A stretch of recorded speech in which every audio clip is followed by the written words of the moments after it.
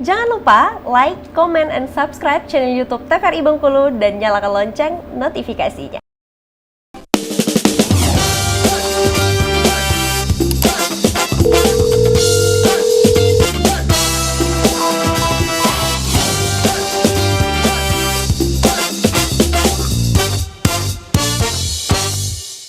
Terima kasih pemirsa, Anda masih setia bersama kami di Dokter Kito bersama Kito Sehat.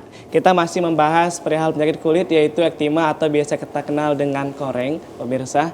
Dok, tadi kita sudah awal dok ya mengawali di awal tadi ektima ini penjelasan mengenai pengertiannya seperti itu. Jadi kan dikatakan menular ya dok. Ini kalau untuk dari satu orang ke orang lain. Tapi kalau untuk diri sendiri, ketika kita kupas-kupas ya dok ya, apakah bisa menyebar dok untuk ektima ini dokter Junia?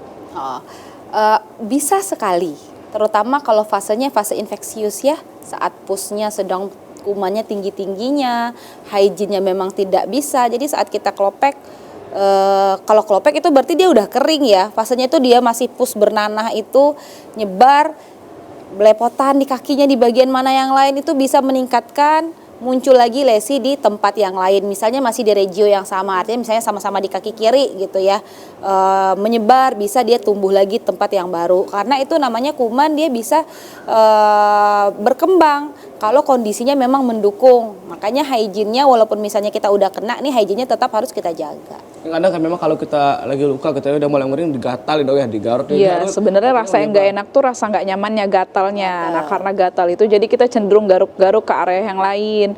Nah, garuk-garuk itu dia kan kalau kita misalnya garuk itu kan bisa menimbulkan luka baru ya, luka lecet baru. Terus kalau misalnya bakterinya sama, itu kan bisa nyebabin sampai ke dalam. Tadi kan walaupun dianya cuma sedikit doang, cuma kalau misalnya bakterinya bisa nembus sampai ke dermis dalam, ya berarti bisa juga ke luka-luka yang sama. Makanya kalau ektima itu kalau misalnya ngeliat anak-anak kecil ya, kan kalau korengannya itu nggak cuma satu.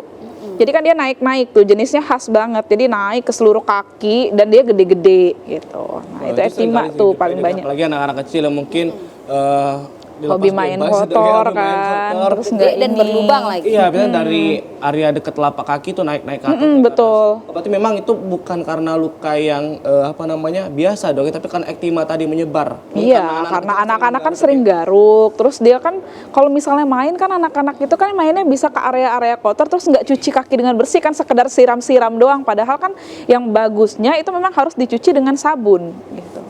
Harus memang bersih mencuci. Tapi memang hygiene dari paling utama dok ya untuk kesehatan kita tentunya. Ini kita lanjut lagi dok ya ke lanjut aja kita ya mengenai ektima ini.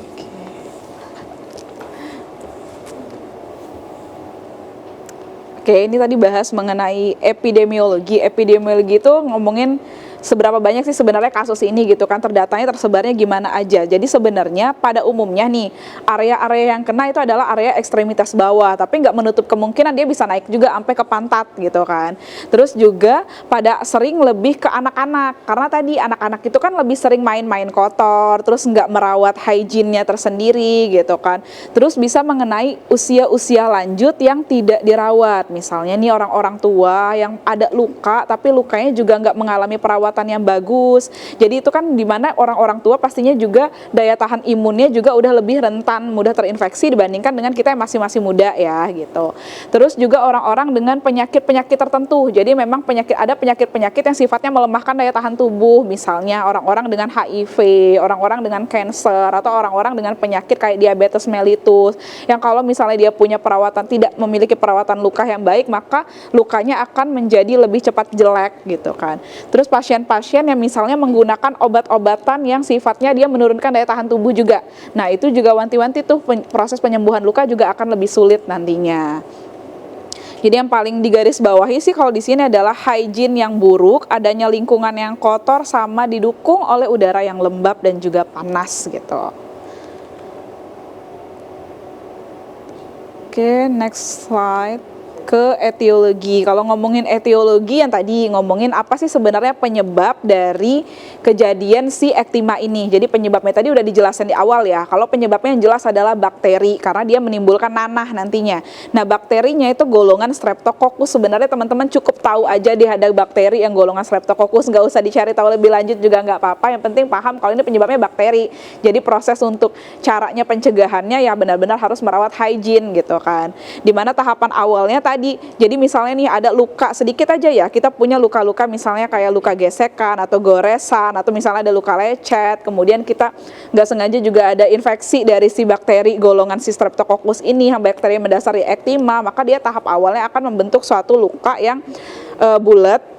Terus dia mulai ada punch-nya, jadi di tengah-tengah luka kayak donat gitu loh, kayak donat. Jadi dia gambarannya lukanya merah-merah dulu samping-sampingnya kayak ruam-ruam, terus lama-lama kalau digaruk lukanya dalam, jadi makin dalam gitu kan. Makanya dia agak lebih lama proses penyembuhannya. Jadi jangan digaruk-garuk yang terlalu berlebihan, apalagi misalnya sampai garuk-garuk sampai ke area atas-atas ya, kan nambah luka baru nantinya. Selanjutnya gimana faktor resiko dari kejadian ini? Faktor resiko sebenarnya sama aja. Kalau kita ngomongin ektima tuh sebenarnya sangat mudah banget diingat, karena faktor resiko memang sangat berhubungan sama kondisi-kondisi kulit dan faktor lingkungan, faktor kondisi hygiene. Udah itu aja gitu loh. Kalau misalnya faktor kondisi kulit ya tadi kan, kenapa yang mendukung kejadian dari ektima ini adalah adanya luka-luka tertentu, luka-luka kecil atau adanya gesekan, goresan yang memicu untuk media dari masuknya si kuman bakteri gitu.